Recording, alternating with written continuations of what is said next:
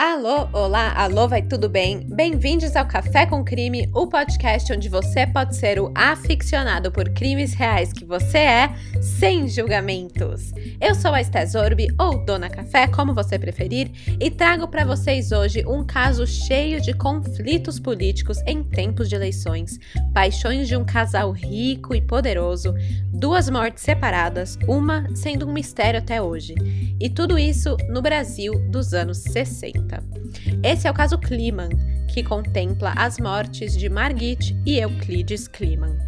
Quem indicou esse caso foi a crimiseira Larissa, a _Livchar.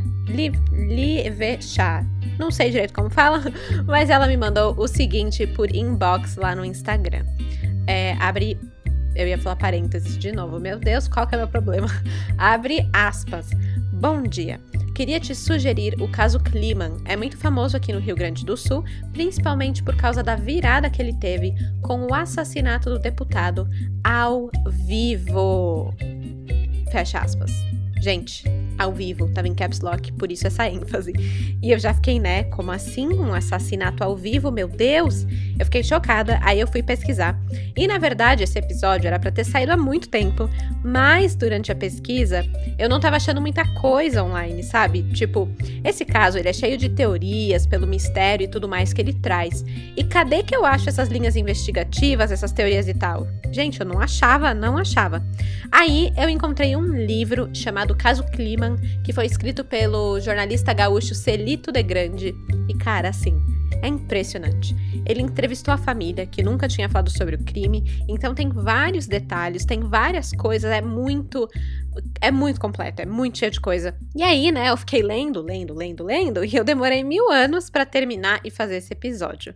Mas aqui estou, e aliás, só pra, né, um adendo, não foi nada planejado falar de um crime político logo depois das eleições, tá? Foram forças do destino. Ou sempre que eu falo isso eu lembro forças do intestino. Mas enfim, vamos às fontes desse episódio. Eu usei a tese de doutorado História Social de uma Elite de Origem Imigrante do Sul do Brasil, que foi escrito pelo Andrius Estevan Noronha, o portal Aventuras na História, a revista Básica Poder, o blog Almanaque Cultural Brasileiro, o jornal Zero Hora, um texto feito para o 32º Congresso Brasileiro de Ciências de Comunicação e, por último, mas sendo o mais importante, foi o livro que eu já mencionei, O Caso Kliman, escrito pelo jornalista Celito de Grande. E aí, bora começar do começo?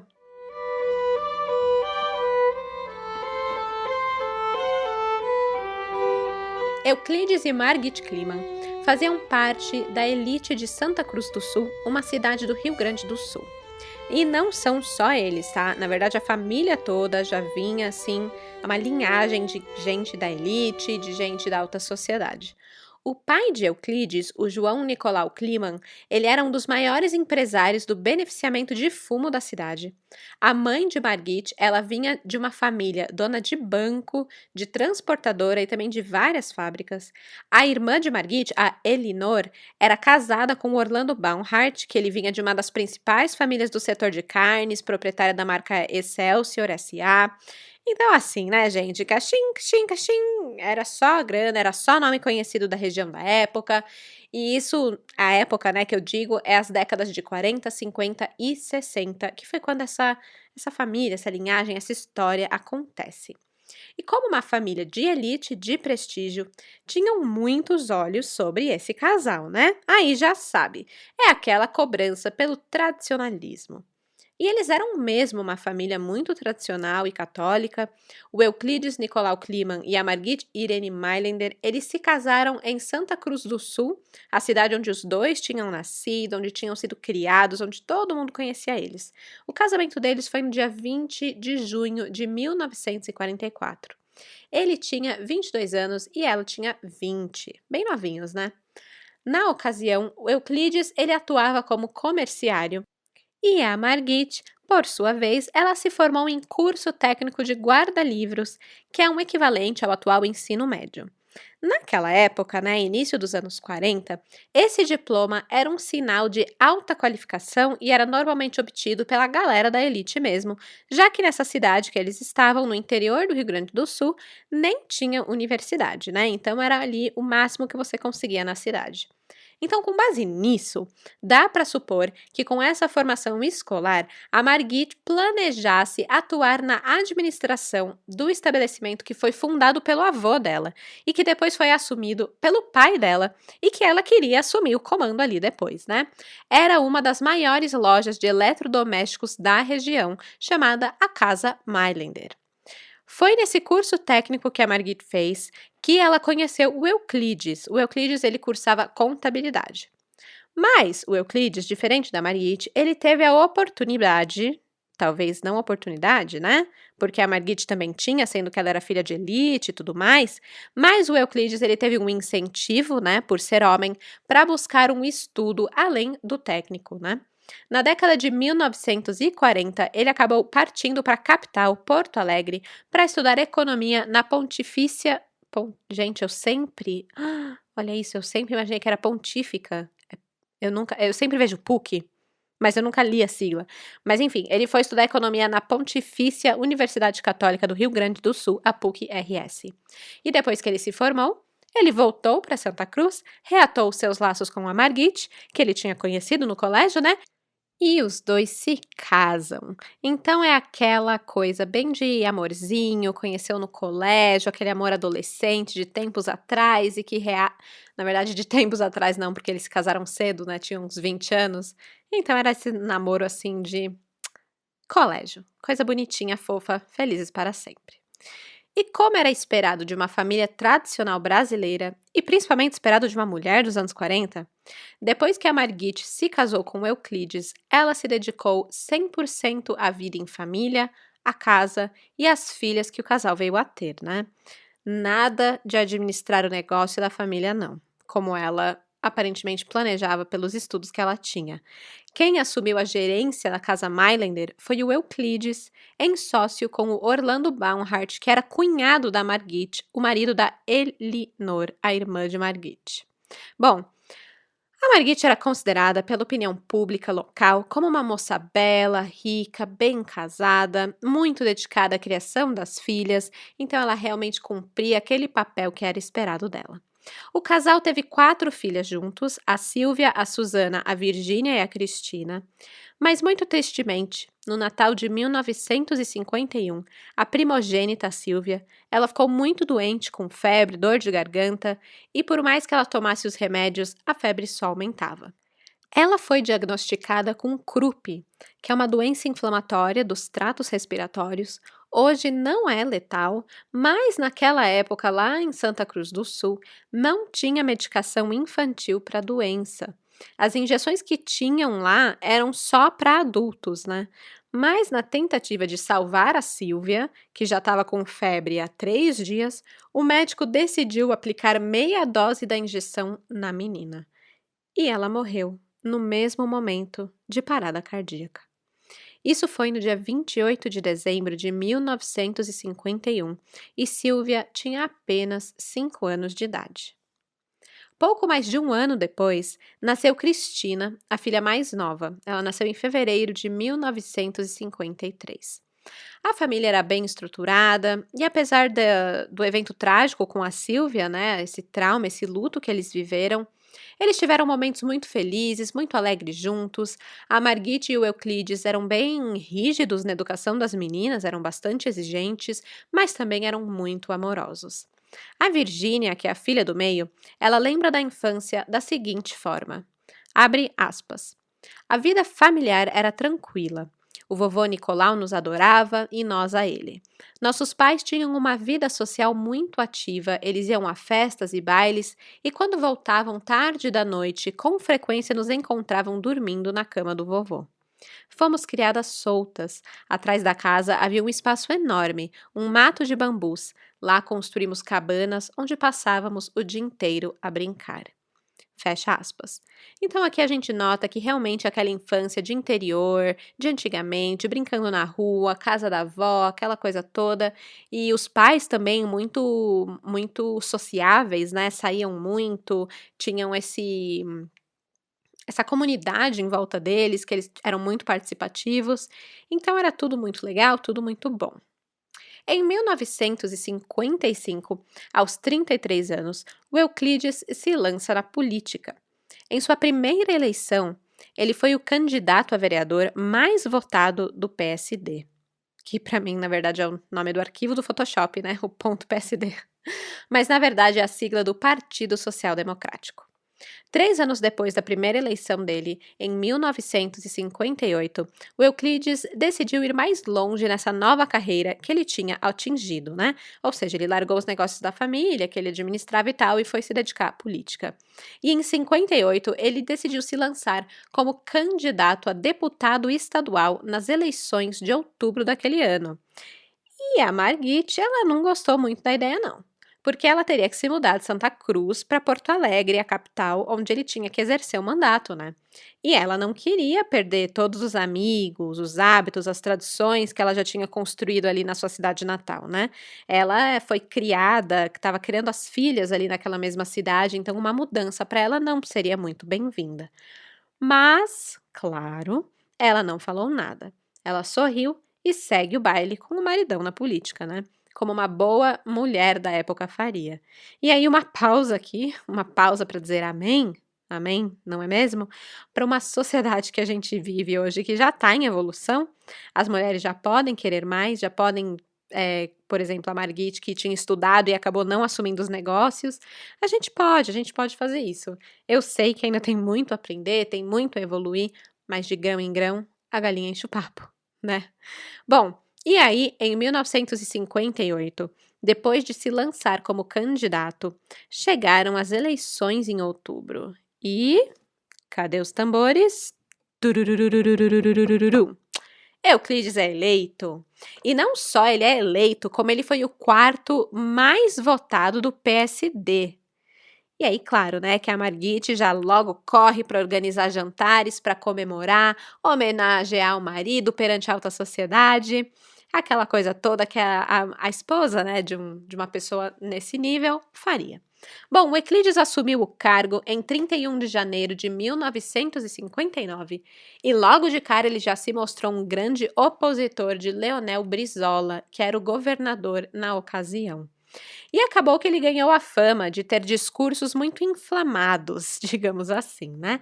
Ele protestava quando precisava, elogiava quando merecia. Ele não segurava a língua não para criticar, para falar na cara, falar umas verdades. E ele era sempre muito vigoroso com as suas palavras, né? E aí, como a Margit temia, eles precisaram se mudar para a capital e deixar para trás tudo o que era conhecido para ela e para as filhas delas lá em Santa Cruz. Então, depois que o Euclides foi eleito, ele comprou um sobrado em Porto Alegre, no bairro Vento dos Moinhos, e era um lugar onde a maioria das pessoas eram de descendência alemã, eram imigrantes que tinham vindo da Europa para cá. O Euclides mesmo era descendente alemão e ele tinha muito orgulho disso, então era ali essa alta sociedade imigrante ali do sul, né? E era lá que eles iriam permanecer enquanto ele exercia o mandato. E não porque ele teve que se mudar para Porto Alegre que eles pararam de ir para Santa Cruz do Sul. Na verdade, era um bate-volta bem ferrenho que eles faziam, o tempo inteiro estavam indo e voltando, mas a família realmente tinha esse endereço lá em Porto Alegre. E o endereço era Rua Barão de Santo Ângelo, 406, Moinhos de Vento, Porto Alegre. Esse mesmo endereço viria a ser cena de um misterioso crime em 1962. Aquele era um ano político importante. Em 1962, haveria eleições para o governo do estado e também a renovação dos mandatos de deputados. Então, na Assembleia Legislativa, os enfrentamentos entre os parlamentares estavam crescendo bastante, estavam bem intensos e o clima estava sempre a postos, estava sempre no meio.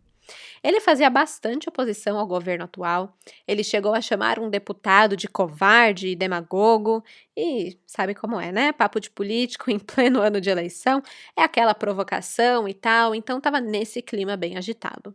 E aí o que acontece, gente? Olha só. O governador era o Leonel Brizola, certo? Ele tinha um programa na Rádio Farroupilhas e em uma das edições ele iria falar sobre o momento atual que o Rio Grande estava sofrendo.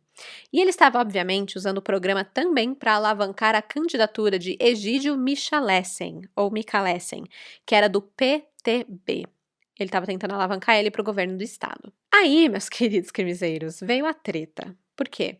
Um dos principais assessores do candidato de oposição, o Wildo Meneghetti, ele decidiu lançar uma palestra também, que ele apelidou de Palestra do João, porque o outro era a palestra do Brizola ou palestra do governador, algo do tipo, né? Então era meio que uma paródia, assim, tirando um sarro. E ele usava esse programa para responder ao programa do governador. E eles lançaram isso no mesmo dia, no mesmo local e no mesmo formato que o Brizola tinha feito, e ainda falando do mesmo tema, o momento atual que o Rio Grande estava vivendo. E para piorar, o tal do João, que era na verdade um nome aleatório que escolheram para dar para esse palestrante anônimo, né, que apresentava o programa, ele usava o mesmo sotaque e estilo de fala do Brizola. Era meio que para tirar um sarro mesmo, né? Então já imagina aí, tipo um Marcelo Adnet imitando os políticos em época de eleição, né? Mas sendo realmente um cara da oposição, realmente fazendo isso, era bomba na certa, né? Era treta instalada. O programa acabou tendo uma enorme repercussão quando ele foi lançado, e o Brizola ficou putaço e acabou respondendo às provocações feitas ali no programa. E aí, só botou mais lenha na fogueira, né? Aí que viralizou realmente esse programa. E quanto mais a audiência crescia, mais ameaças o João, que era o pseudônimo, né, do apresentador do programa, mais ameaças ele recebia. Tá, mas e aí, o que isso tem a ver com o caso? Acontece que o Euclides Kliman, ele era da oposição, ele apoiava esse programa. E acabou que com esse bafafá todo, ele resolveu denunciar as ameaças que o programa, né, em nome do João, entre aspas, estava recebendo, né? Ele disse o seguinte na Assembleia Legislativa, abre aspas. É de lamentar profundamente que, num estado politizado como o Rio Grande do Sul, quando se irradia um programa radiofônico político, que não pode, evidentemente, agradar aos adversários, se recorra a expediente tão degradante, qual seja o de ameaçar os seus autores e familiares. Fecha aspas. Acontece que um oponente dele na Assembleia, o Sereno Chase, ele ficou pistola com essa denúncia que o Euclides fez, e ele começou a falar que não tem como você ameaçar alguém anônimo. Então ele disse que se o programa poderia ser feito no anonimato como era feito, quer dizer que não existe, e então as ameaças também não existem. O que ele estava falando é, se vocês não têm coragem de pôr a cara de vocês e o nome de vocês num programa, vocês não podem reclamar, basicamente. Com isso, Kliman e o Sereno entram num debate que não foi nada agradável e tudo só piora quando uma edição do jornal Correio do Povo revela os nomes dos responsáveis pela palestra do João. E entre os nomes estava o Bacchieri, que é o assessor, né, que inventou o programa, e o nome de Euclides Kliman. E isso tudo, gente, aconteceu no dia 19 de junho de 1962. Então, guarda isso na memória. No dia seguinte, o Euclides tinha planos. Mas não eram planos nada relacionados à política e vingança pela ameaça nem nada não, tá? É que no dia 20 de junho, ele e Margit comemoravam o aniversário de casamento, né? Eles fariam 18 anos de casados, a maioridade do casamento. Então merecia realmente comemoração e eles tinham planos de fazer coisas juntos. Primeiro, eles marcaram um almoço na adega espanhola, onde eles comemoraram e beberam vinho e foi super gostoso. Depois do almoço, eles vão para casa e antes de retornar ao trabalho na parte da tarde, o Euclides dá uns beijos na Margit, insinua que quer levar ela para a cama, mas ela diz para deixar isso para a noite, porque ela tinha preparado uma surpresa especial para ele, né? Ulala. O Euclides, então, ele vai para o plenário às 3 horas da tarde. Mas quando ele chega lá, ele encontra tudo vazio. A sessão que ele ia participar foi suspensa em razão da morte de um ministro. Então, em vez de ir para casa, o Euclides decide que vai comprar um anel para Margit como presente de casamento. No caminho, começou a chover muito. E vendo que o tempo ia virar desse jeito, o Euclides liga para Margit para avisar que ele acha melhor eles não viajarem para Santa Cruz aquela noite como eles tinham planejado. Era melhor ir no dia seguinte para não correr nenhum risco na estrada e coisa e tal. Mas ele liga para falar isso e o telefone toca, e toca, e toca, e a Margit não atende. É estranho, mas beleza, né? Vai que ela tá preparando algo naquele momento, tá fazendo a unha, tá fazendo o cabelo, sei lá, não vai até o telefone. De qualquer forma, o Euclides já tinha combinado com ela que eles iriam jantar juntos na casa do irmão, Lauro, né? O irmão do Euclides, e o Euclides ia buscar ela na casa da sobrinha às 6:30 da tarde para jantar. Então já tinha um horário marcado, né? Ele não precisava exatamente falar com ela naquela hora. Então o Euclides segue o dia normalmente, ele volta para o trabalho, volta para o escritório, espera dar o horário. Aí, quando deu 6:30, ele vai até a casa da sobrinha de Margit, a casa da Irma Piccoli, que era onde ele ia buscar ela, e a Margit não estava. A sobrinha fala que achou esquisito, que ela nem telefonou para avisar nada, mas sei lá, talvez ela tá lá na casa da prima Lora, que ela na Bela Vista. Então o Euclides pega e vai lá, mas nada de Margit. Ele então chega à conclusão de que talvez a Margit tenha ido direto para a casa de Lauro, né, o irmão dele, onde eles iam jantar. Aí lá vai o Euclides procurando pela Margit. Mas no caminho, antes de chegar na casa do irmão, ele decide passar na casa dele, só para ter certeza que a Margit não está lá. Ele já tinha ligado, né? Ninguém atendeu, mas, né, vai que. Aí ele para o carro em frente à casa, buzina, espera e nada. A casa também estava totalmente escura e em silêncio, e isso era sinal para ele de que ninguém estava lá. Até porque a Margit morria de medo de ficar sozinha em casa, de ficar no escuro, então ela sempre deixava tudo ligado, porque já tinham sido assaltados lá e tal, então ela tinha esse cuidado. Então, quando Euclides viu a casa escura, ele teve certeza que ela não estava lá.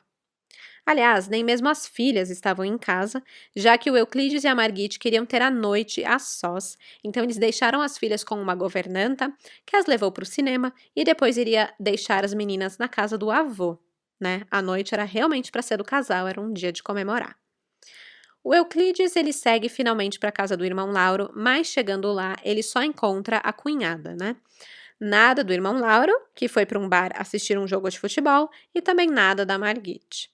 Ele acha isso bem estranho, porque aqui já são 7:30 da noite e a Margit ela não é de se atrasar. O Euclides liga de novo para casa, mas ninguém atende. Ele então vai até o bar encontrar o irmão. E no caminho, por conta da chuva, o seu carro acaba derrapando e bate no carro da frente. Mas não foi nada grave, mas ele parou ali, demorou um pouco, trocou informação com o moço, com o motorista tal, e isso fez com que Euclides chegasse às 8 horas no bar e encontrasse o irmão.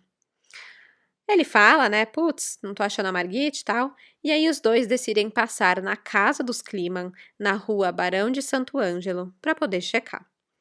Como eles estavam em carros separados, o Lauro acaba chegando antes e fica tocando a campainha, mas ninguém atende. Quando Euclides chega, ele entra na casa, ele acende a luz e quando ele se vira, ele encontra Margit caída, de bruços, com a cabeça numa poça de sangue no pé da escada.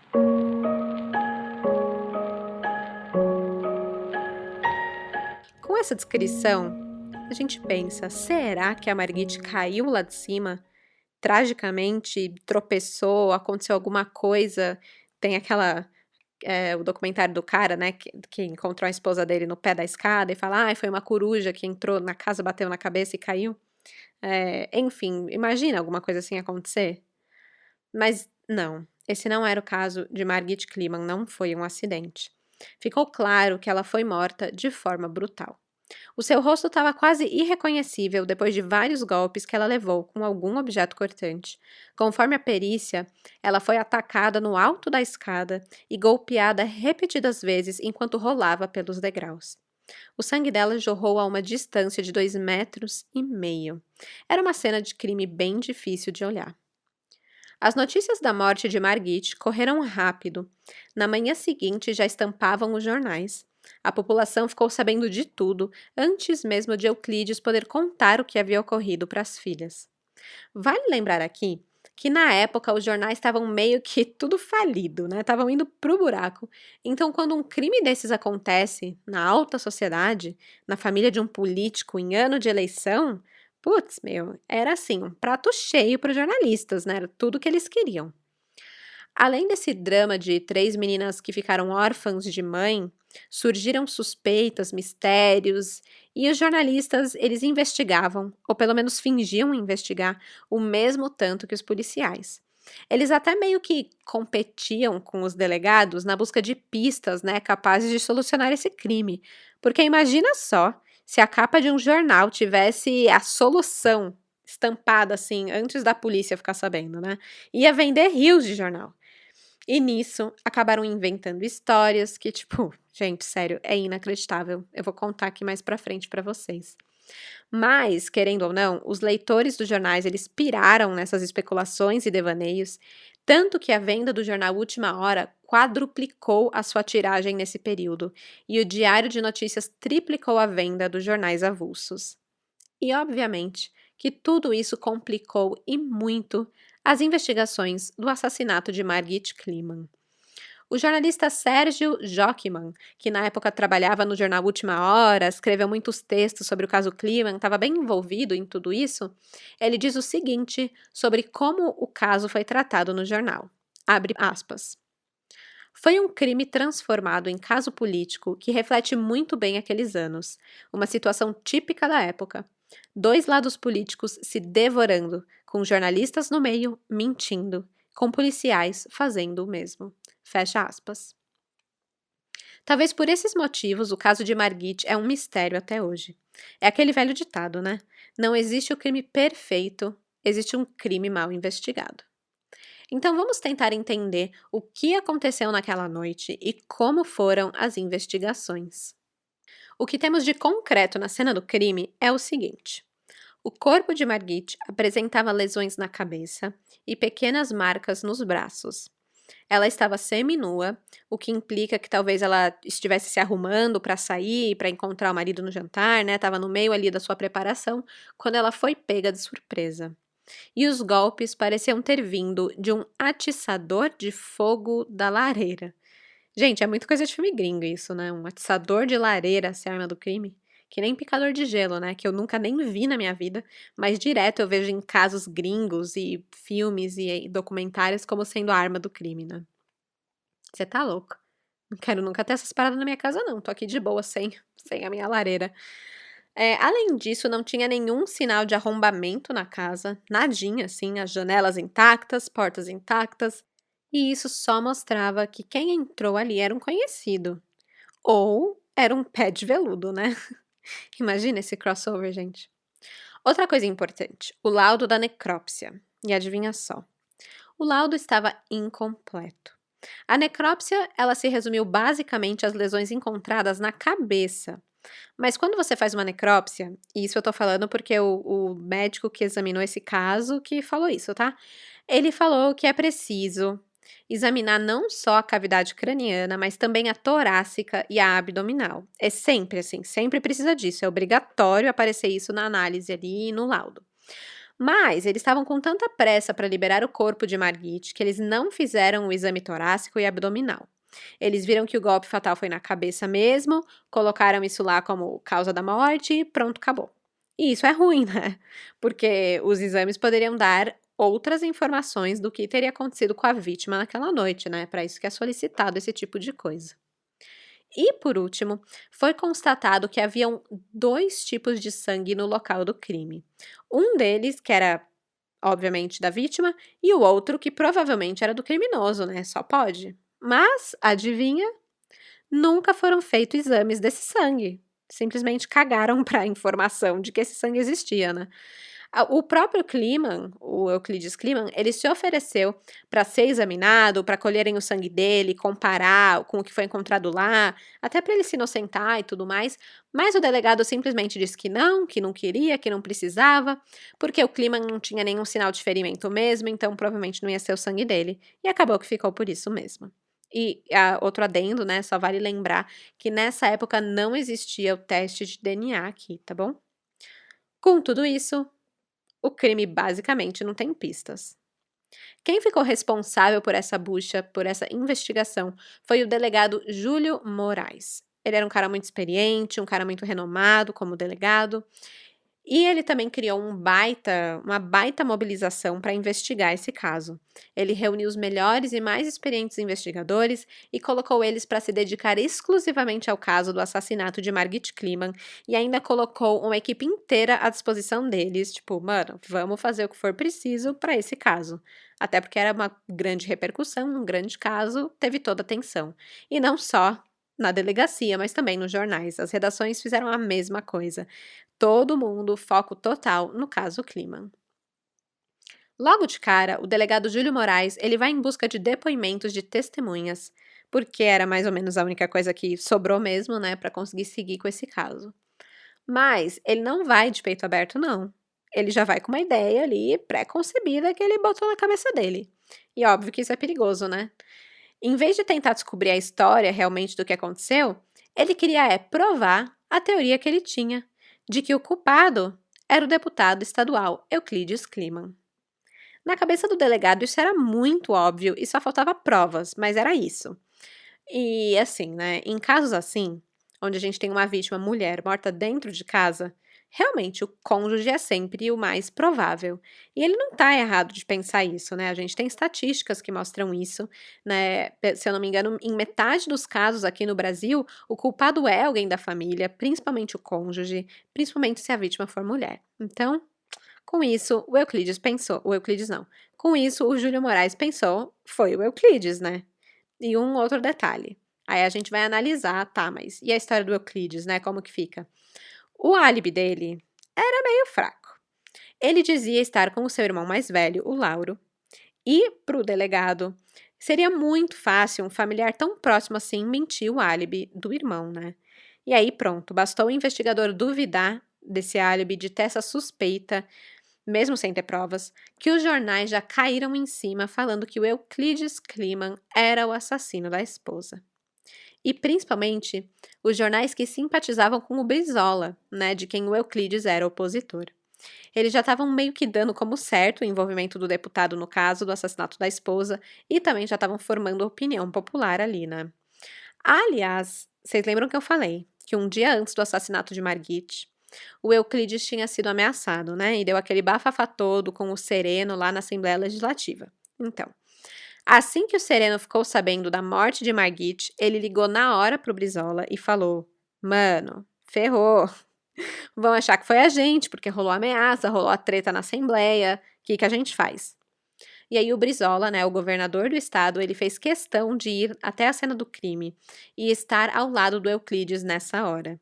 Aliás, o Brizola, ele chegou antes mesmo da polícia na cena do crime. O corpo de Margit ainda estava no chão e foi ele que cobriu as pernas dela com um lençol. Bem tenso, né? E com isso, vêm as teorias. O que será que aconteceu? Bom, primeiro vamos falar da linha investigativa do delegado Júlio Moraes. Foi Euclides Kliman que matou a esposa? É possível? Ele teve chances? Tem motivo? Como é que é isso, né? Eu, particularmente, eu não vejo motivo para ele ter feito isso. Eu acho que o álibi dele pode até ser meio fraco, porque eu acho que o irmão total encobertaria por ele se precisasse. Eles não iam querer manchar o nome da família nem nada, né? Mas eu acho muito pouco provável que isso tenha acontecido. Eu também acho que algumas atitudes do Euclides foram meio esquisitas, e vou citar uma delas. Ao encontrar a esposa morta, ele não liga para a polícia. Ele liga primeiro para o deputado Ari Delgado, que era um dos líderes do seu partido, para consultar o que ele deveria fazer. É meio esquisito, né?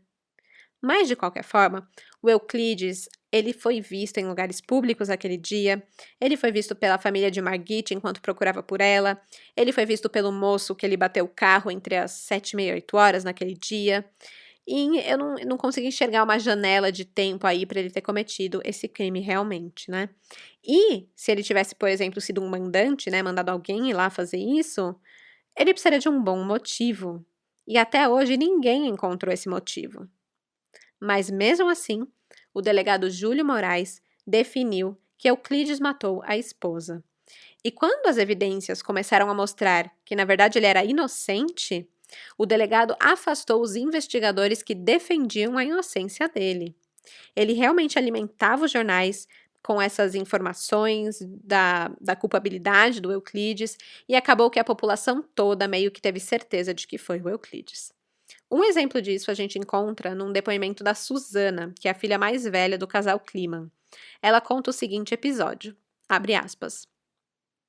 Em 2 ocasiões, pelo menos, agradeci a Deus pelo fato de meu pai não estar presente. A primeira foi na loja Mesbla, onde tínhamos ido escolher uma mobília e um homem me disse: meus parabéns a ele, matou uma velha para pegar uma guria.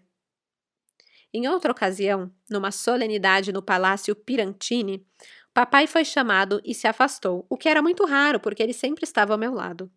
Um cidadão me perguntou: não tens vergonha de estar com um homem que acabou de matar a mulher? Respondi com raiva: aquele é o meu pai e não foi ele quem matou a minha mãe. Fecha aspas. É importante salientar que as filhas, cara, putz, olha esse sofrimento, né? Sofreram muito. Como tradição da época e também da sociedade em que elas viviam, elas passaram mais de 1 ano só usando roupas pretas, em luto e em respeito à mãe.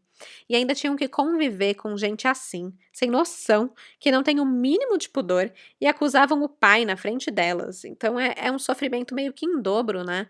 O vazio da perda da mãe e a raiva da acusação do pai. Então é foda demais, né? E tinha gente que se aproveitava disso. Os opositores políticos de Euclides, eles passaram a se aproveitar desse cenário todo para rechaçar a capacidade de articulação popular de Kliman e tirar ele da corrida eleitoral. E olha que eu não tô falando que o Kliman era um santo nem nada, tá? Ele era provocador também, falava as coisas na cara de todo mundo, não segurava muito a língua, era todo estouradinho e tal. Mas, mano, você usar um acontecimento trágico desses para se promover em cima do sofrimento do outro, como fizeram os opositores, né? É muito urubu, né? Pelo amor. E o pior é que talvez sem querer o Euclides botava lenha nessa fogueira, porque ele não ficava quieto, né? Ele falava.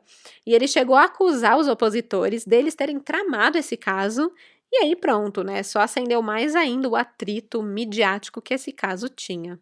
Enfim, né? Acontece que em março de 1965, a Delegacia de Segurança Pessoal do Estado inocentou o Euclides Kliman da acusação por falta de provas.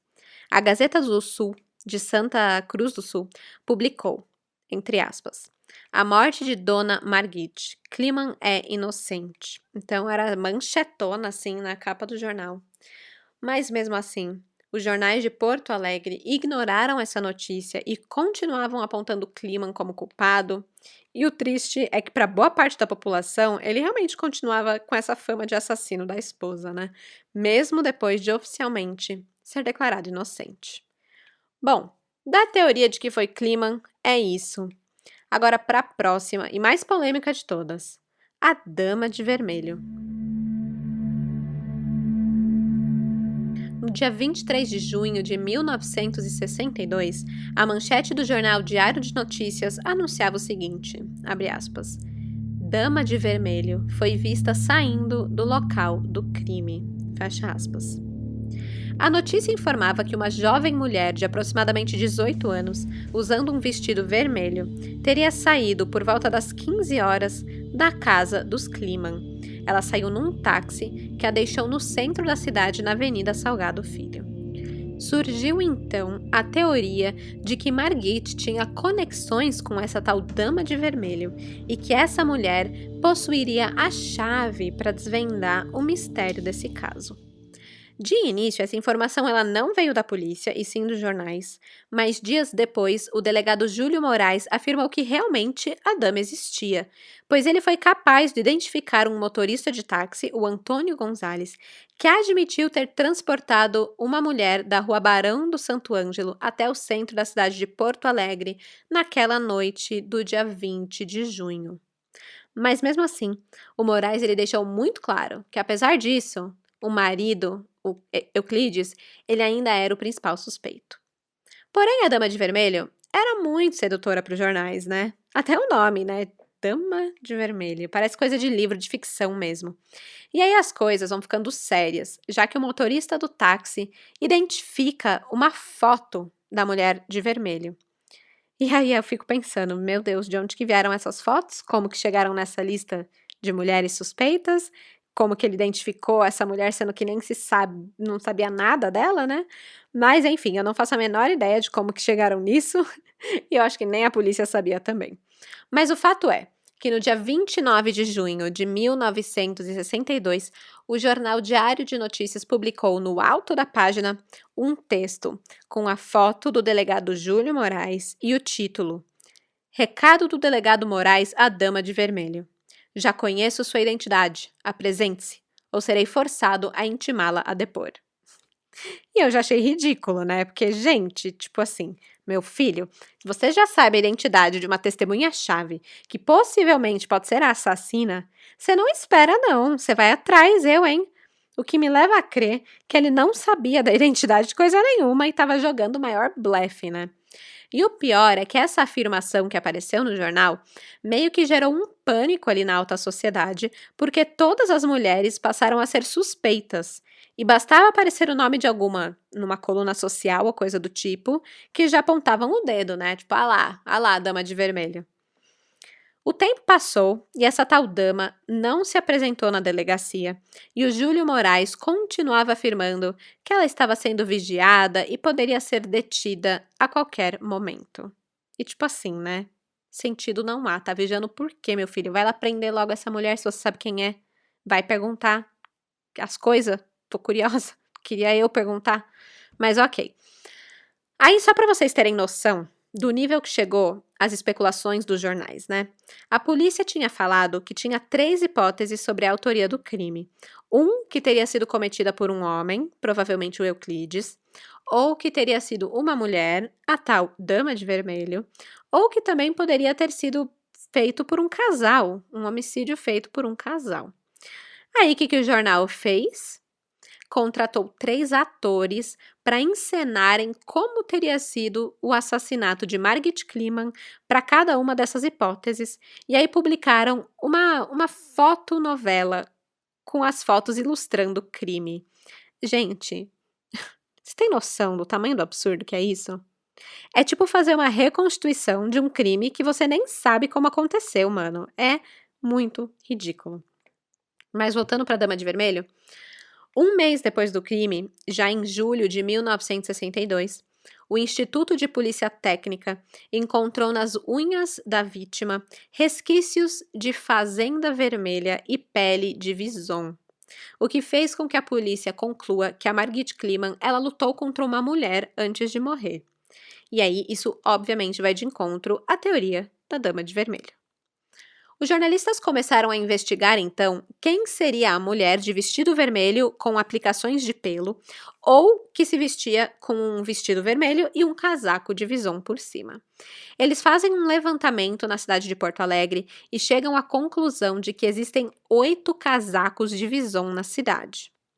Em 26 de julho, uma reportagem do Última Hora informa os preços dos casacos, que eram, tipo, nas casas dos milhões de cruzeiros ou cruzados, e também informaram onde esses itens eram comprados, de onde que eles vinham e que eles também até já tinham rastreado o nome das mulheres que tinham tais casacos.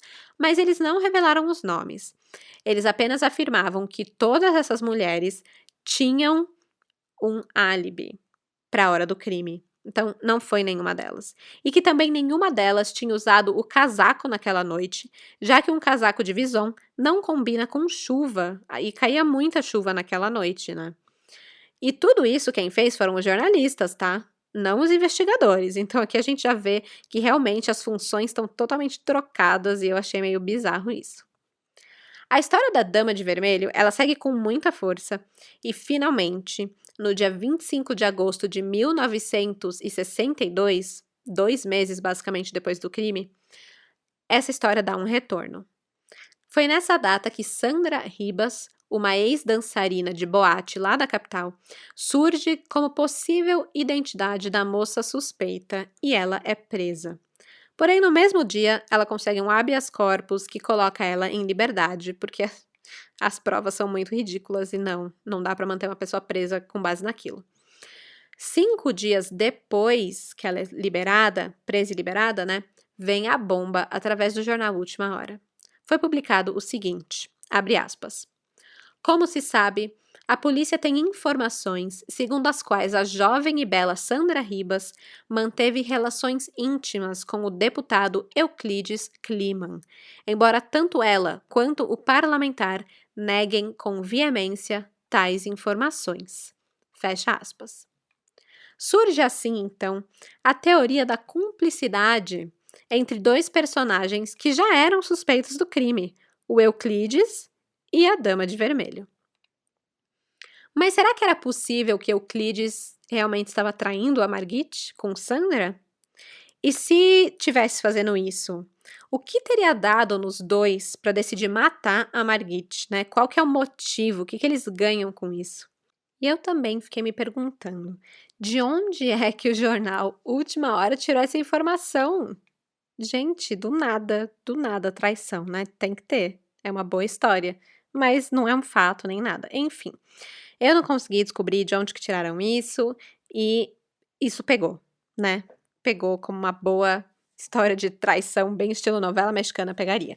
De qualquer forma, como tudo nesse caso, mesmo sem evidências e com ambos negando que nem se conheciam, na verdade, ou de terem tido qualquer tipo de intimidade, os jornais abraçaram essa teoria e começaram a publicar matérias com títulos como Sandra, a jovem do gorro vermelho, conta sua odisseia. Conheci o deputado Kliman e dancei com ele uma vez, foi só. E outros títulos como Polícia busca enquadrar Sandra no crime do Palacete, seria a Dama de Vermelho. E isso tudo durou até outubro, gente. Ou seja, foram mais de 2 meses que Euclides teve que aguentar não só as acusações de que ele era um traidor, mas também de que ele era um assassino, né? Adeus reputação, cargo público, tudo por água abaixo. Mas essa hipótese, ela acaba ganhando um balde de água fria. Em 18 de outubro, o motorista de táxi Antônio Gonzalez, que teria transportado, né, a Dama de Vermelho da casa dos Kliman até o centro da cidade, ele foi colocado frente a frente com Sandra e ele afirmou que não era Sandra, que ele nunca tinha visto Sandra, que ele nunca tinha transportado Sandra em seu táxi e, portanto, ela não era a Dama de Vermelho. Com isso, Sandra foi liberada e ela é afastada do caso. E a polícia? Bom, a polícia voltava à estaca zero. Mais tarde, viria a ser de conhecimento público que, na verdade, a história da Dama de Vermelho foi uma ficção inventada pelo jornalista Leopoldo e Silva do Jornal Diário de Notícias. Ele se inspirou numa personagem do colunista social Ibrahim Sued e criou essa história toda. Essa figura mítica da Dama de Vermelho também foi aprofundada pelo jornalista Sérgio Jockman, do Última Hora. E sobre isso, ele declara o seguinte, abre aspas, nós mentimos muito nos jornais, até que um dia eu parei para pensar e vi que o caso todo tinha sido muito importante na minha vida. Passei a ter mais responsabilidade e me arrependo sinceramente do que eu escrevi. Fecha aspas.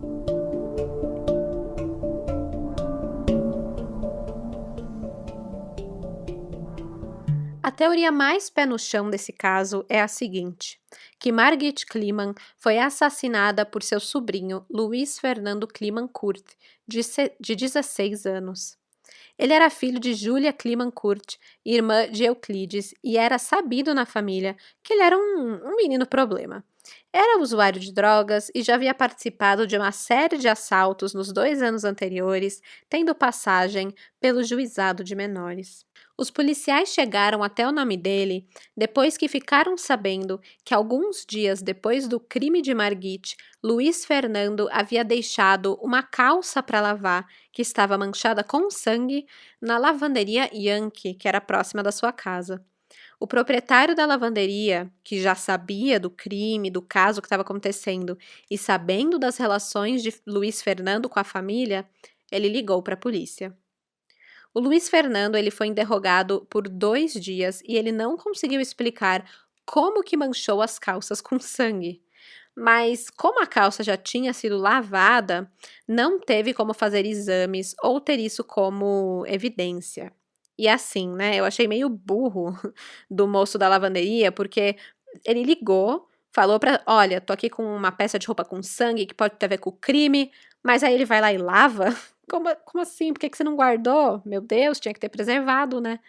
Enfim, o Luiz Fernando, ele dá como álibi o seu cartão ponto, né, que ele batia ponto na empresa onde ele trabalhava, mas a polícia constatou que só tinha registro da sua entrada no dia do crime e não da hora da saída. Então não dava para saber se ele realmente estava lá ou não na hora do crime. De qualquer forma, um habeas corpus acaba colocando o Luiz Fernando em liberdade.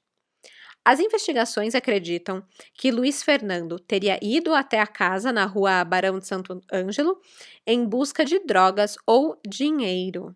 Tem toda uma questão de que a Margit usava morfina por conta de um problema de saúde que ela tinha e que isso poderia ter atraído o Luiz Fernando até lá, né, buscando drogas, e ele já sabia que se não achasse droga, a família era rica, ele roubava dinheiro. E aí, supondo que a casa estava vazia, o Luiz Fernando decidiu entrar e assaltar a casa dos tios, junto com um comparsa chamado Malafoy. Só que quando ele entrou, a tia dele estava lá. E quando ele se deparou com Margit, ele a teria assassinado para não ser reconhecido. E assim, o que era para ser um assalto se tornou num latrocínio.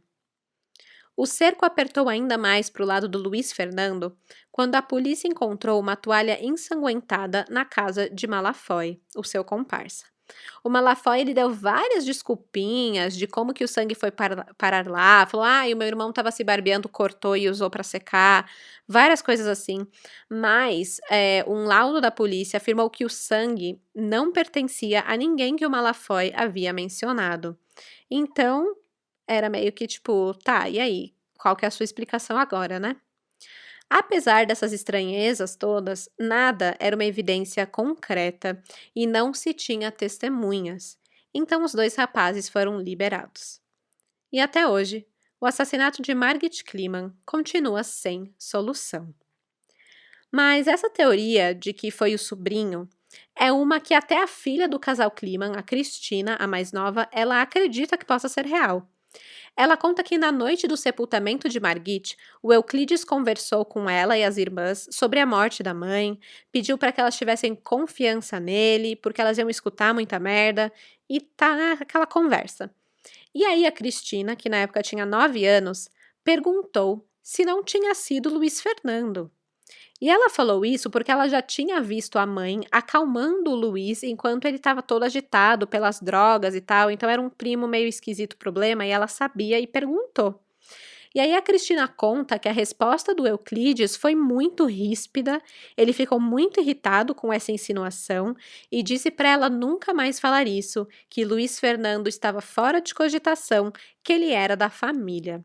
E nessa hora, a Cristina diz o seguinte, abre aspas: "Eu pensei, então é ele mesmo. Mais tarde, passei a considerar que o meu pai se sacrificou para salvar a aparência do meu primo e não dar esse desgosto à minha tia." Fecha aspas. Anos mais tarde, em 1976, o Luiz Fernando Climancurt, ele viria a assediar outra mulher da família. E quando viu as reportagens sobre ele, onde ele era classificado como um viciado em drogas, um ladrão de carros, ele ficou putaço e foi atrás de Cristina e Susana, né, das primas, para ameaçar. Nessa hora, ele admite para Cristina que matou a mãe dela e que ainda pegaria mais uma delas. Depois desse episódio, a Cristina e a Susana passaram a ter seguranças 24 horas por dia para sua proteção. Logo depois disso, o Luiz Fernando ele vai para o Rio de Janeiro e lá ele tem um confronto com a polícia, no qual ele acabou recebendo vários tiros, mas vaso ruim não quebra fácil, né? Então ele sobreviveu a esse episódio. Mas em 15 de fevereiro de 1981, ele veio a ser baleado novamente, em circunstâncias que nunca foram esclarecidas, e ele acabou morrendo por conta disso. O ano de 1962 foi muito tenso para a família Kliman. Além da morte de Margit, o Euclides foi acusado, as meninas precisaram usar preto durante o ano inteiro para simbolizar o seu luto, e como vimos, teve muita pressão em cima delas para acreditar ou no que todos diziam, que o seu pai era um assassino, ou acreditar no Euclides, de que ele era inocente. Com toda essa comoção, o Euclides ele decide que vai largar a política, que ele não quer mais ser uma figura pública. Mas mesmo sem fazer campanha, ele acaba sendo reeleito em outubro de 1962.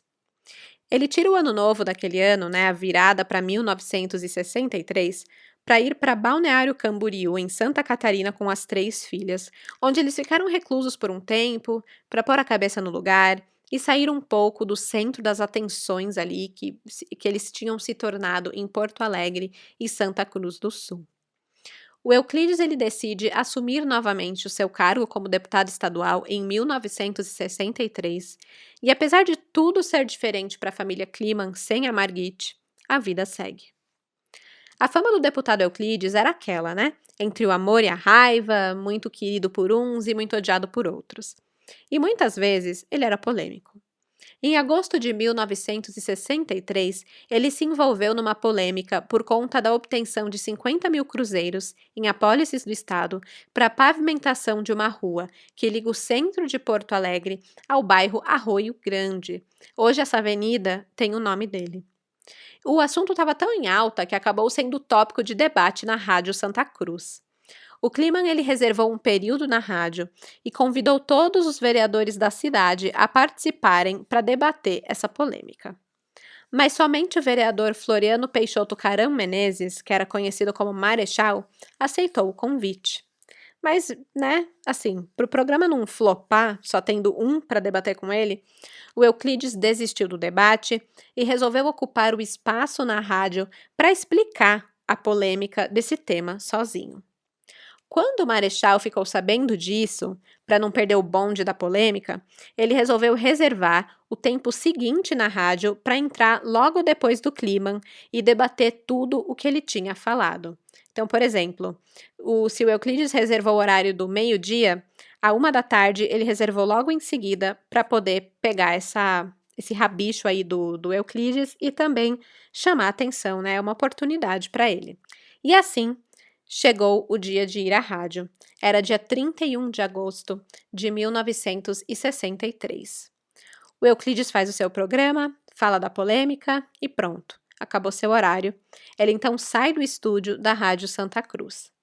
Quando ele está no corredor, veio ao ar o programa seguinte e, para sua surpresa, era o Marechal, falando exatamente do mesmo tema, e não só isso, mas acusando Euclides de ele ser o assassino da sua esposa Margit.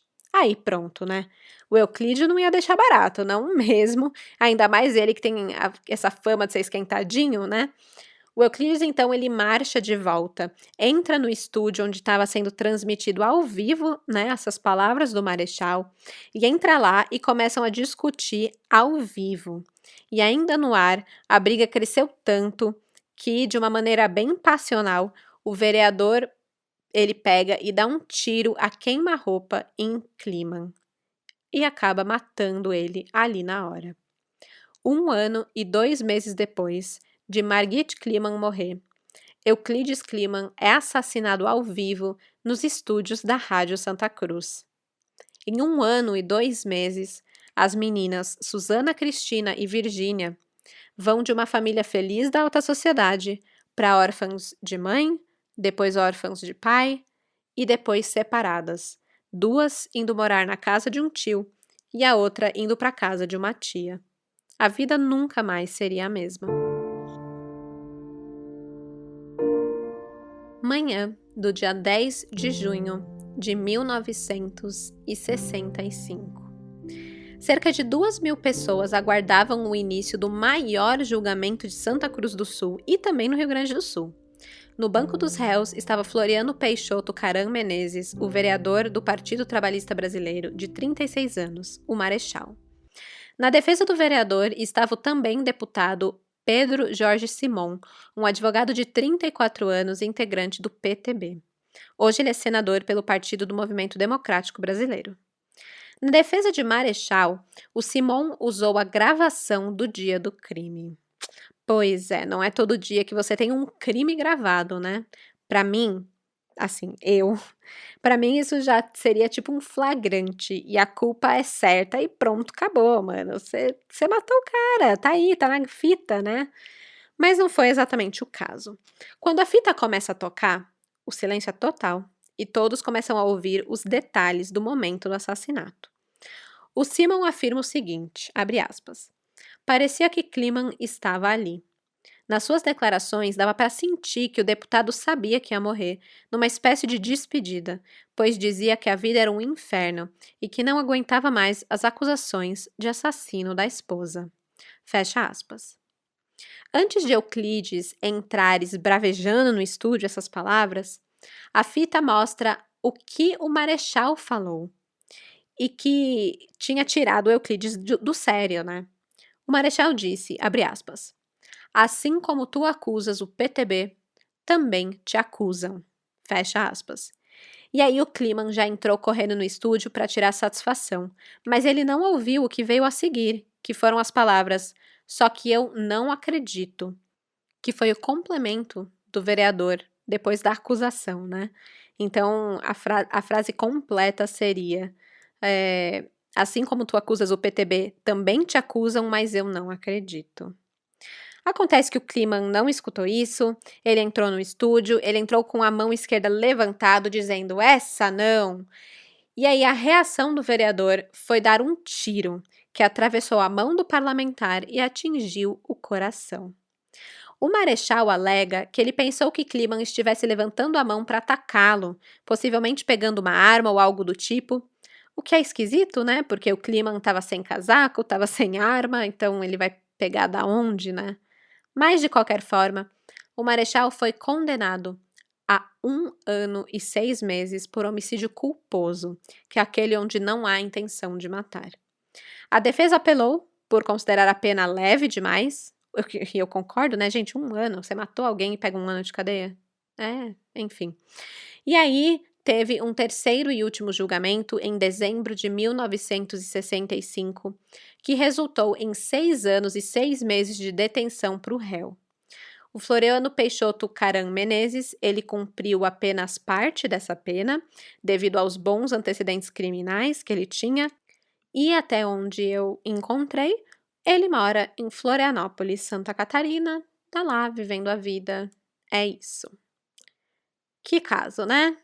Gente, que caso. Obrigada para a crimiseira Larissa, @_Livechá, por essa indicação. Isso daqui é basicamente uma aula do que não fazer no jornalismo, do que não fazer numa investigação policial e do que não fazer em um debate político, né? Tá tudo errado, cara, tá tudo errado.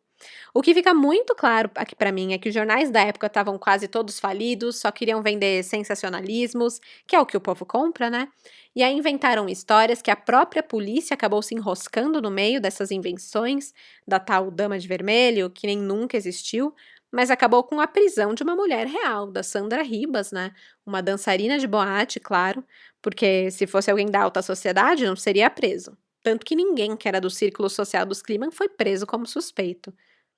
Além disso, a gente tem um delegado de polícia que só tinha uma linha investigativa, que botou na cachola que o Euclides era o culpado e toda a prova que encontrava que dizia o contrário, ele descartava, tipo, que erro. E o grande resultado de tudo isso são 2 crimes cruéis, que tiveram consequências gigantescas na vida de 3 meninas, além de impactar uma sociedade inteira, e acabaram ficando basicamente sem punição. Um por nunca ter sido resolvido, e o outro porque, mano, sério, né? Você dá um tiro ao vivo em alguém e fica menos de 6 anos na cadeia, é muito passe livre, né? Sério, gente, isso aqui nenhuma série de ficção supera, nenhuma novela, nenhum filme, nenhum livro, essas coisas que não dá pra inventar, não dá. É coisa que só o Brasil proporciona com a sua história mesmo. Como sempre, amanhã, quinta-feira, eu vou postar as fotos do caso pra vocês lá no Instagram, o @cafécomcrime. Tem bastante coisa, porque no livro aqui que eu peguei pra ler tem muitos detalhes, tem muitas fotos e tudo mais, então eu vou mostrar pra vocês lá.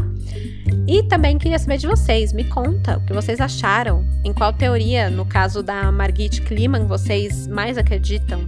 Pode mandar no Twitter também, tá? O @caféccrime, comenta lá, conversa lá comigo. Continuem mandando sugestões de casos também, eu recebo tudo, às vezes não dá tempo de responder, mas eu sempre marco o que vocês mandam, ok? Então pode mandar por inbox ou também no e-mail, o cafécomcrime@gmail.com. É isso, crimezeiros, até a próxima quarta-feira e até lá, fiquem longe de atiçadores de lareira e picadores de gelo, porque de desgraça já basta esse podcast. Tchau, tchau!